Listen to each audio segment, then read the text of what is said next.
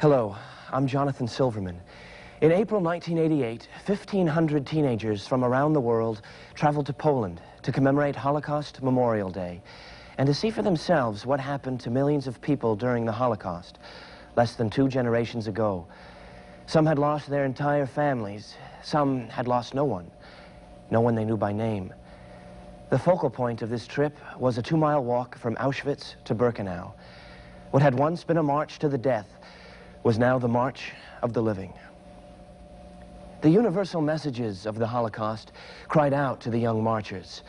Never to forget the horrible consequences of prejudice and discrimination, never to be silent in the face of evil, never, never again. The words that you are about to hear are not just my words. They come from the interviews, reflections, and writings of the participants themselves, young and old, Jew and Gentile. The entire story is derived from their own words, letters, poetry, and even their music. This is not the first documentary about the Holocaust, but it is the first told and seen through the eyes of today's young people. Please join Colleen Dewhurst and me as we share their experience with you on the March of the Living.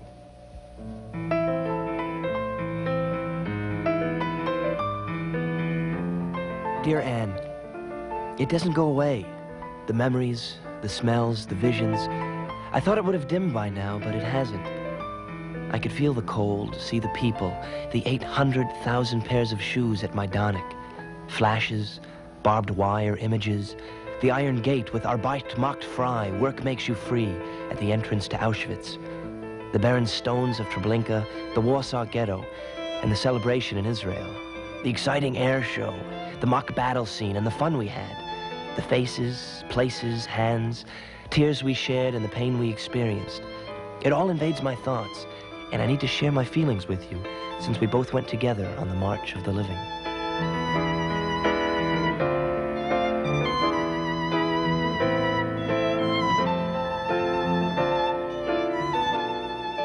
Looking back now, Anne, can you believe we were actually there? 1,500 Jewish teens from around the world marching together in silence on that cold April day. Marching from Auschwitz to Birkenau, 2 miles, the same route that millions of Jews walked to their deaths more than 40 years ago. Only we were commemorating Yom HaShoah, Holocaust Memorial Day. How it snowed at the start of the march and how we got colder and colder, each of us imagining what it must have been like to be forced to march in thin prison uniforms. But the cold couldn't stop us. We were there to show the world that Hitler did not succeed, that the new generation of Jews was marching for those who died there.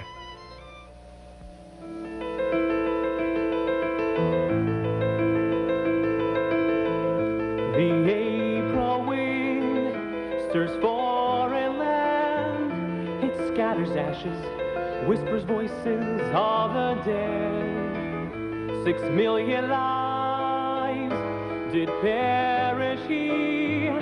Still heard the cries of children haunted by their fears. For you who died, I must live on. Just empty barracks and barbed wires left to mourn. Hold out your hands, please give me strength to find your eyes, to pray, to cry, to live, to fight. The songs you could not sing, I promise, yes, I promise I will sing. For you who died, I must live on. Just empty barracks and barbed wires left to mourn. Hold out your hands, please give me strength to find your eyes, to pray, to cry, to live, to fight. The songs you could not sing, I promise, yes, I promise I will sing.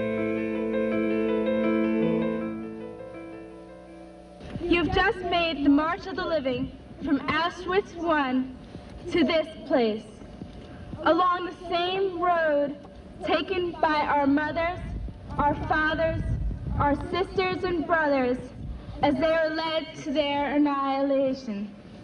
You stand between the ovens in which Nazis and their cohorts exterminated millions of human beings, including a full third of the Jewish people. Let your hearts take part fully in today's words of memorial and hope. And then feel compelled to tell this to all young people, wherever you may be. Never again. Today and always we remember humanity's greatest crime against the Jewish people, humanity's greatest crime against itself. We will never forget those who gave their lives here, and it is with their memory, profoundly etched in our hearts, that we shall prevail. All tracks led to Auschwitz. Millions of Jews from all over Europe were transported in boxcars. Hundreds in each car, packed in so tightly they were forced to stand for days, weeks. No food, no water, until their final destination. Auschwitz, a place where even death couldn't possibly survive. This infamous camp where millions of people were murdered by the Nazis and their collaborators. Think of it, over 2 million Jews. I could still see Nechama and her daughter Ricky walking with us through Auschwitz. How hard it must have been for Nechama to come on the march. Her parents were among the few survivors of Auschwitz, and luckily she and her sister were hidden during World War II by Christian families in Czechoslovakia. It must have been very meaningful for Ricky to share this experience with her mother. It's just too crazy, you know? Nechama's sensitivity helped all of us cope with what we were seeing. One of the kids said to me, I didn't know it was going to be this difficult. And God, I think that's the way we all feel. We didn't know it was going to be this difficult. For me, just to think that I'm walking the same places that my father walked as a prisoner, and here I am walking with my daughter as free people, it's just... it's mind-boggling. Auschwitz today is very different from what we pictured. Originally a military barracks, it became a concentration camp, and now it's a museum of horror, filled with exhibits of everything that can be taken from a human being.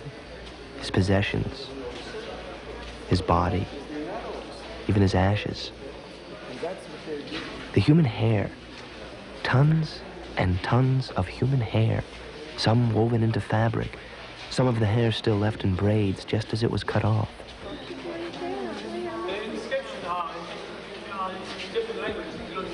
The bowls the prisoners used, their eyeglasses, even false limbs.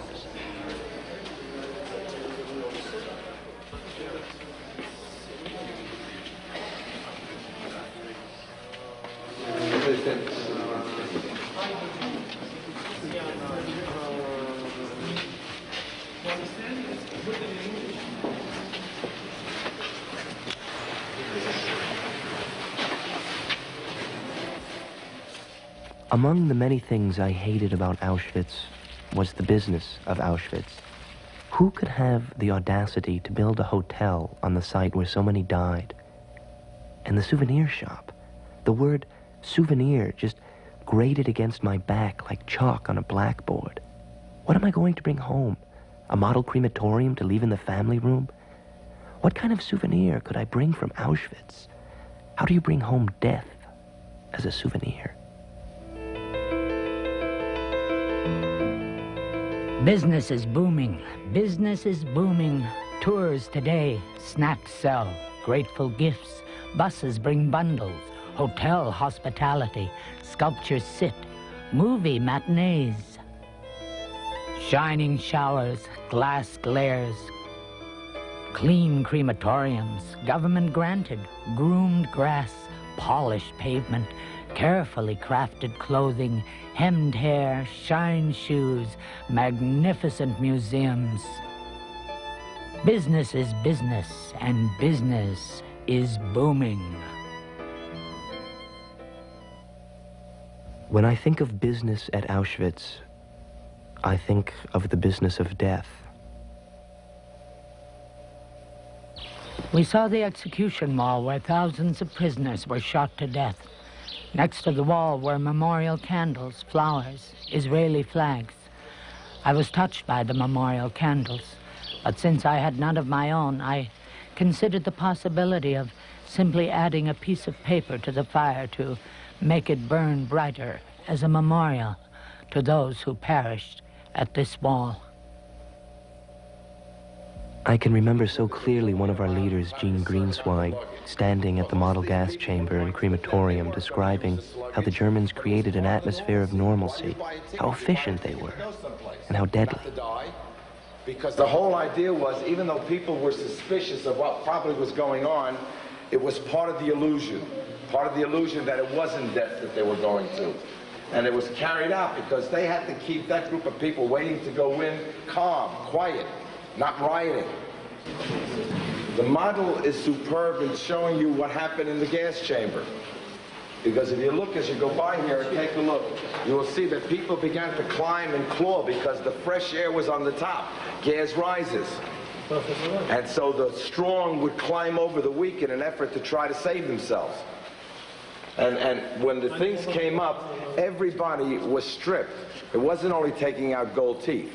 They explored all the human cavities, all the human openings, in case somebody hid jewelry or diamonds or something in parts of their body, so that they could take everything that came out. And then they used everything for whatever they could. The model didn't prepare us for being inside a real gas chamber. It looked so ordinary, like a gigantic basement. But Gene shocked us into reality. You're standing in the middle of a gas chamber. People stood here and they died. People were packed in here like cattle, and a black arm stuck its hand through here, and he threw in the pellets, and in 20 minutes, 30 minutes, they were dead. Clawing at the walls, grabbing, trying to get out, and the Germans stood and watched. What great sport. And then when it was over, they would get the gas out of here. They would come and they'd take the bodies and they'd move them into the crematorium, which you're about to go into now.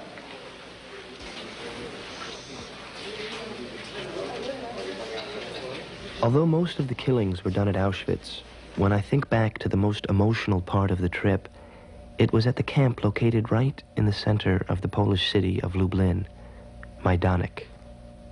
I just go back and think how the people around it could be silent and not say a word about what was going on, those that knew. And the scene at Majdanek really scared me because the city was what, 10 miles away maybe? It was just so visible. You could smell, you could hear. You could smell human flesh. It has a terribly unique flavor. There's a different smell altogether. And probably, as we saw in other places, there were little flecks of bones and human, parts of a human body that would blow out with the smoke. That meant in your neighborhood you could walk around the street and you could see little pieces of bone and all these other things that were there. So you got the full feeling of it. There's no way people living around here couldn't know. Majdanek was the most difficult of all because this camp remains the same, basically untouched since the Nazis hurriedly retreated in 1944. Everything is there, intact, from shoes to ashes.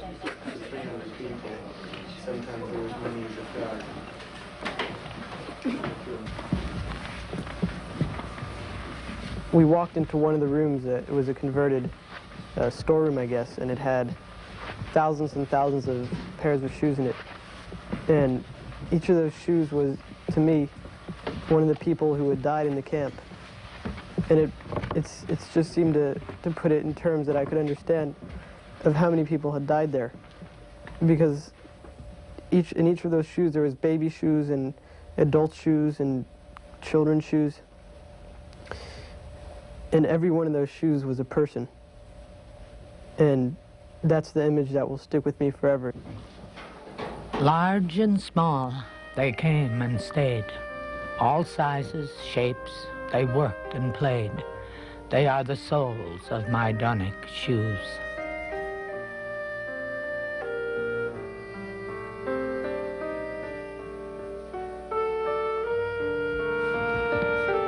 I walked inside another barrack that had prisoners' uniforms hanging wall to wall. I touched the shirts, pants, and caps, and wondered who once wore these clothes. Maybe a young girl, maybe an old man, forced to assist in the destruction of his people. Stroking the material, I shuddered at the thinness of the fabric. Thousands must have died just from the cold. On each shirt was a yellow star and serial number, the code of death.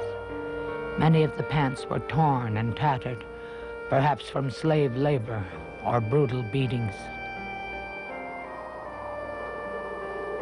I could almost see the bodies that were once wrapped in these clothes. I envisioned the faces with haunting black eyes and deep, somber voices. One can't just say that 6 million Jews died. These were 6 million individuals, each with dreams, plans, and aspirations.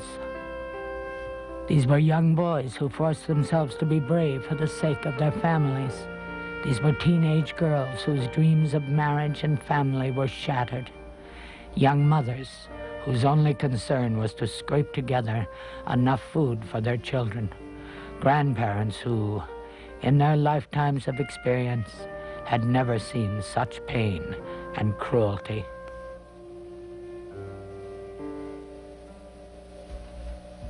Majdanek is also where we got close to Abe Rosenthal.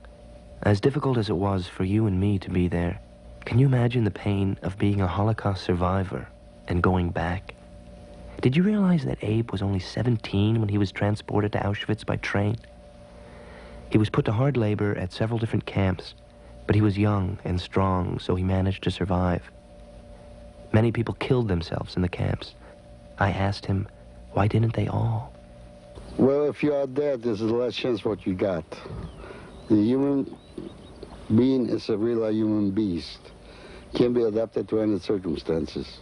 As long as you can breathe, you always have hope that somehow you will survive, without knowing how. Abe was such a great help to us. I don't know how we would have done it without his strength. And we became one family.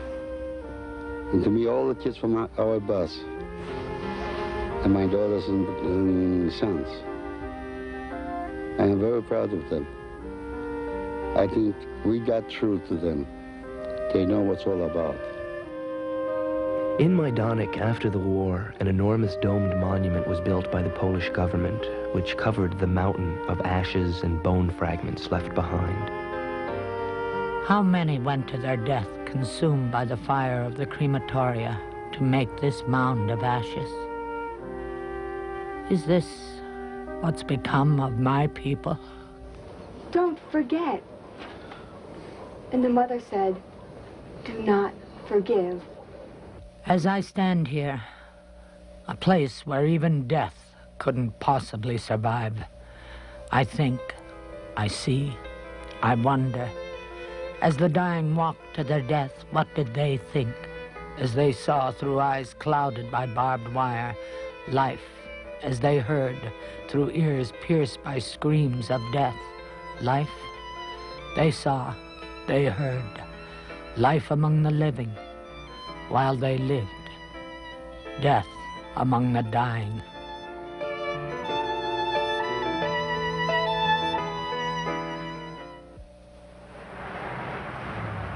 I am right now on my way from Lublin to Warsaw, and I have just experienced one of the hardest moments ever. I just had the opportunity to walk through one of the world's worst hellholes, Majdanek. I don't know why I feel the way I do now, but I know I wouldn't want anyone to feel the same way.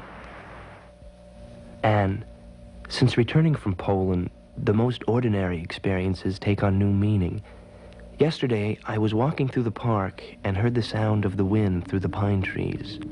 All of a sudden, I was back in Treblinka. What a contrast it was to Auschwitz and Majdanek. As we walked into Treblinka, our first impression was of a serene park with manicured grass and majestic trees, and except for the wind, extreme quiet, deadly quiet. As we walked further, It looked like a mass graveyard because all we saw in every direction were the stones. Silent, jagged rocks placed there so carefully, each stone representing an entire Jewish community obliterated by the Nazis.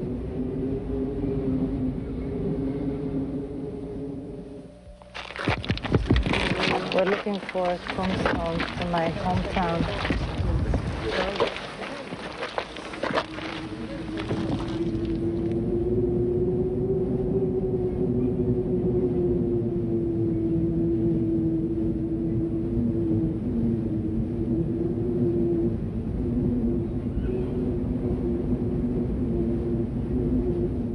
After a prisoner rebellion in 1943, the Germans destroyed the camp of Treblinka to remove every sign of the atrocities committed there.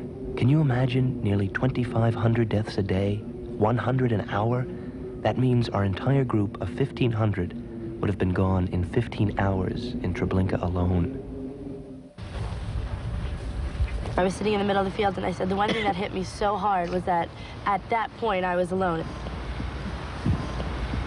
I heard voices singing with me, and I promised myself and I promised them that somehow this would never happen again, whether through using any kind of gift I have or anything I have. That, I mean, certain things that I wanted out of my life I no longer want, and I made certain promises to them that if they can no longer live, they can live through me. I keep seeing the memorial at Treblinka, an eerie reminder of the pits where thousands of bodies were burned. This is Treblinka. 800,000 of our people died here. And here we stand together as an affirmation of life in this cemetery of death, because we are the fulfillment of the dreams and the aspiration and the wishes of those who died here. Their greatest fear was that with their death, the end of the line would come, the end of the Jewish people. And all of us here attest to the fact that that did not happen, and that we will make sure it never happens. I had no flowers or candles. I put my hands in my pockets to protect them from the cold. There, in my pocket, I found a piece of bubble gum. As I took it from my pocket, I remembered what my father had told me as a child about why we eat candy on the Sabbath. To end the week with a sweet taste in our mouths. Realizing that Treblinka's victims never had a chance to end their weeks or their lives sweetly, I put my gum into the pit. Some people looked at me funny and got angry, thinking I was being cute. I said, let them have something sweet, too.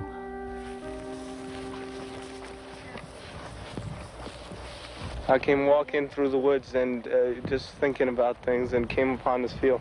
I just walked a little bit down and I came up to this. And I couldn't speak with the guards very well, but they wondered what I was doing here, and I showed them that.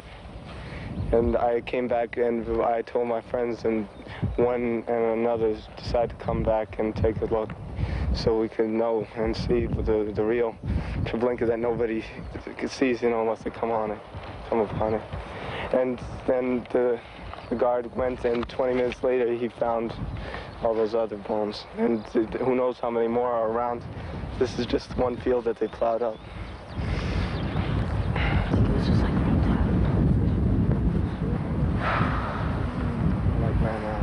It's just bones, like a field plowed of bones, you know? You think about it.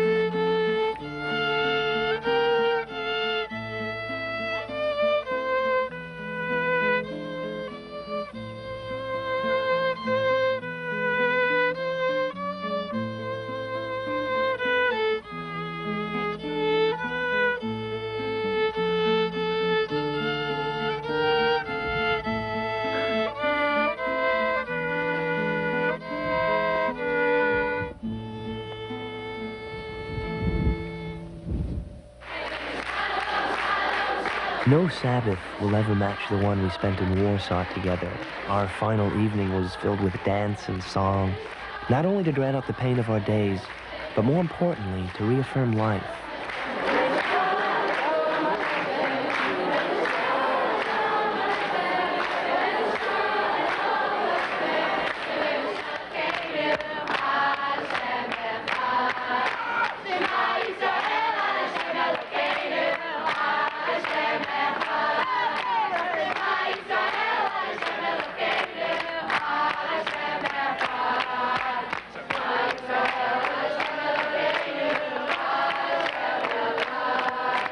Even though we came from a lot of different backgrounds and a lot of different countries around the world, I feel as if there's a special secret that we share, and that now, no matter who I run into or who I speak to, no matter how old we are or how many years it's been since we've seen each other, that we'll always share that bond and be able to renew our friendship.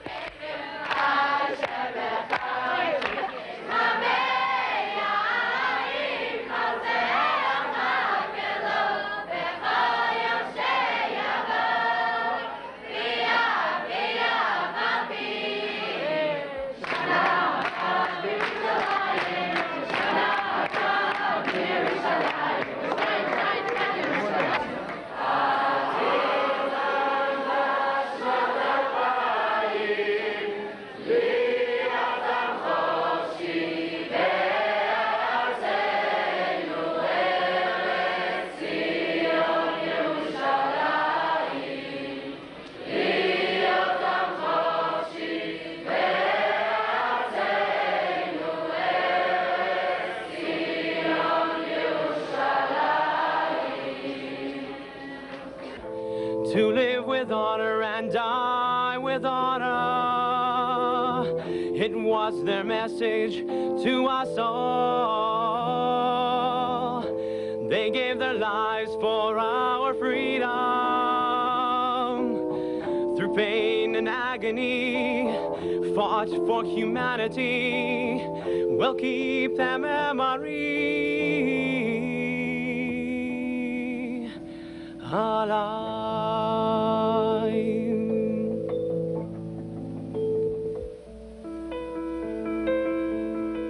When the Germans conquered Poland in 1939, they immediately began to isolate the Jews, tearing them from their homes and forcing them into restricted walled areas of the city called ghettos.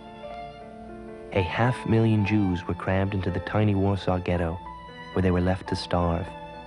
Those who survived the streets were sent to the death camps. By Passover 1943, only 60,000 Jews remained alive in the Warsaw ghetto. Gray stone walls caging the souls of men, witness the death of Jews as prey in vultures' hands. Voice of hope shattered the dark of night, rose on the ghetto walls. The last command, thou shalt not despair. To live with honor and die with honor.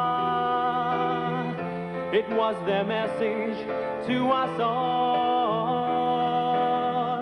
They gave their lives for our freedom. Through pain and agony, fought for humanity. We'll keep their memory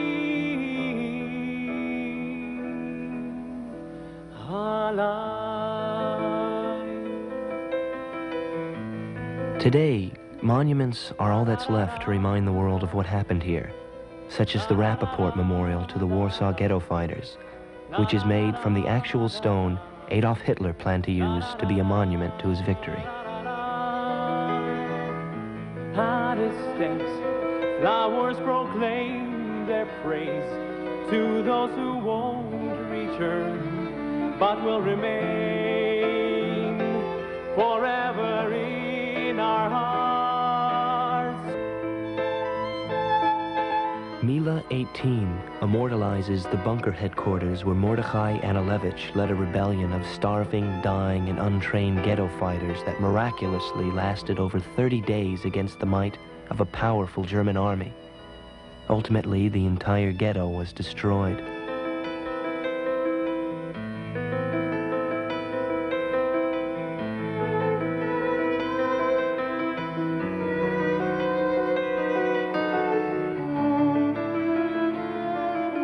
Marilyn Neidober was one of the few survivors of the Warsaw Ghetto. So when I lost my brother, I went to the street. I wanted to be killed because no life with no family. And this was in the evening. And I walked through the streets, but still I said to myself, I want to tell my story to somebody, and I want to die. I went in a cellar full of dead people. I stepped practically on them, and this was the daytime. I was sitting a whole day long. In the night, I went again to looking for some bunkers. And rats, like cats, they were all around me. And they want to eat me because they look for food. They had plenty food. So I found wrecks. I still had my mind. I covered all my face, just the eyes. I covered my hands, my feet. Whatever I found, I put in.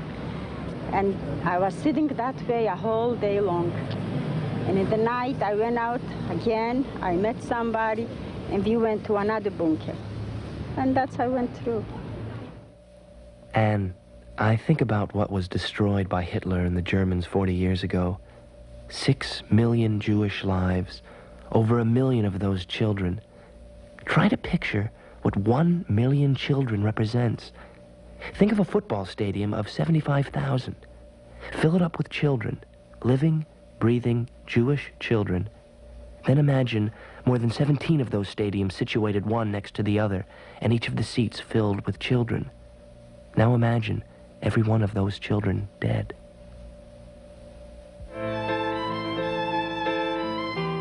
A little garden, fragrant and full of roses. The path is narrow, and a little boy walks along it. A little boy, a sweet boy, like that growing blossom when the blossoms come to bloom. The little boy will be no more.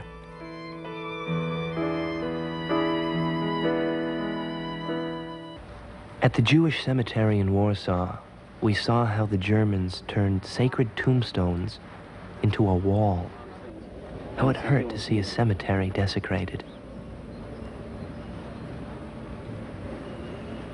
Don't you remember, they did everything that would turn whatever the Jews felt. That's why when they did the roundups, they would do it on holidays, they would do it on Shabbos, because they knew that was going to be the time it would hurt the most.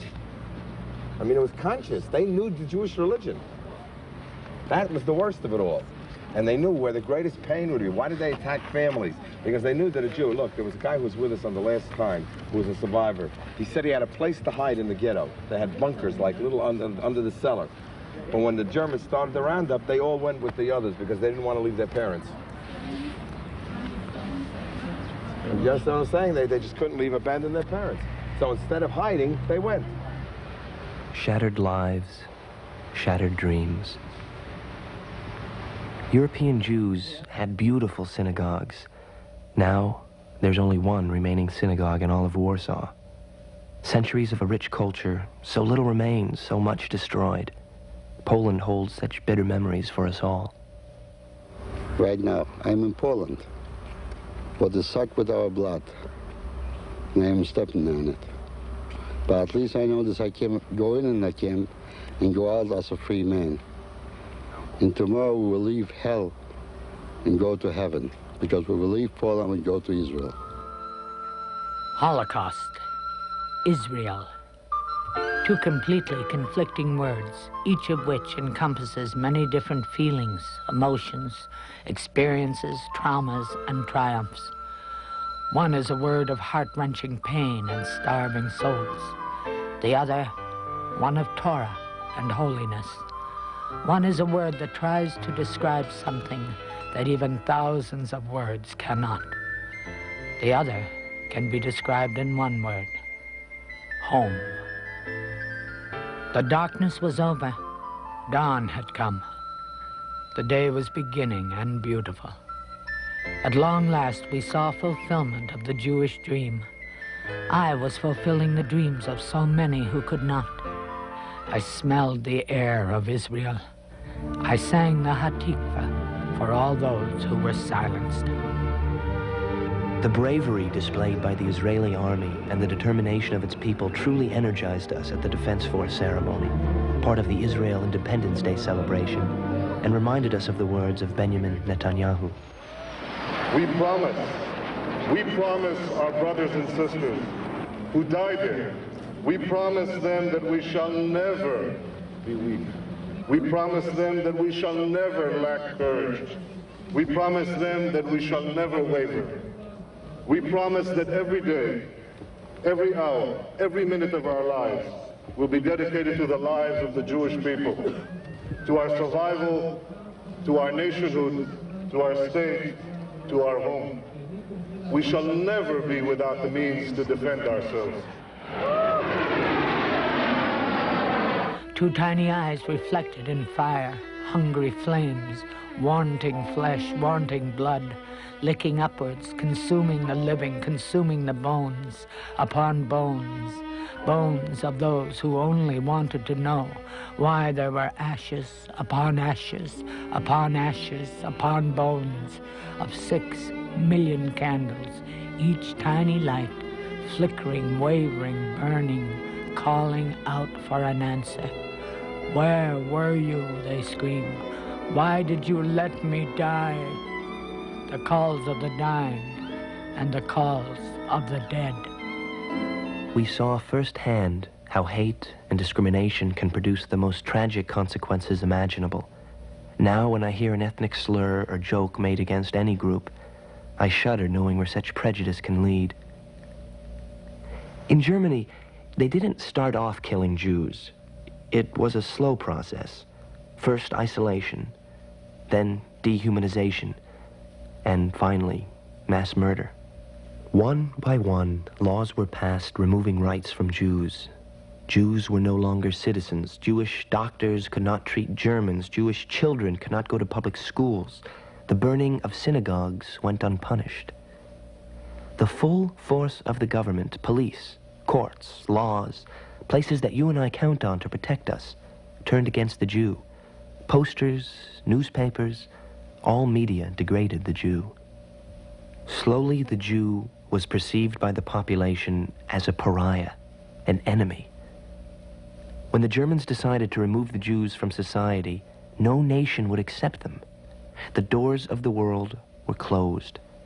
When Jews were forcefully dragged from their homes and transported to concentration camps, walled ghettos, death camps, the population stood by and did nothing.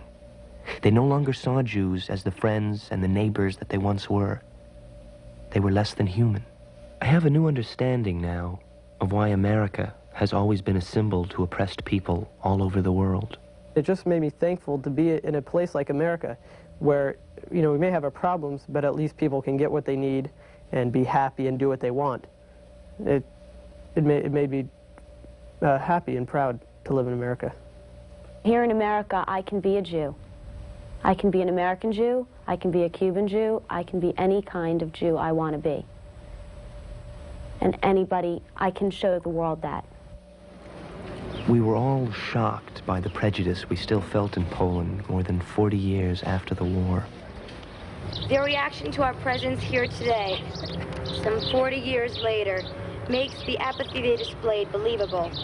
Over the past week, we have all either experienced or heard a story which illustrates the feelings that the Poles hold now and held then. Anyone who praises Hitler's activities and insists that the job was not finished and says so in 1988 shows us how the Holocaust could have happened. For evil to triumph, and there is evil in the world, if we don't see that, we see nothing.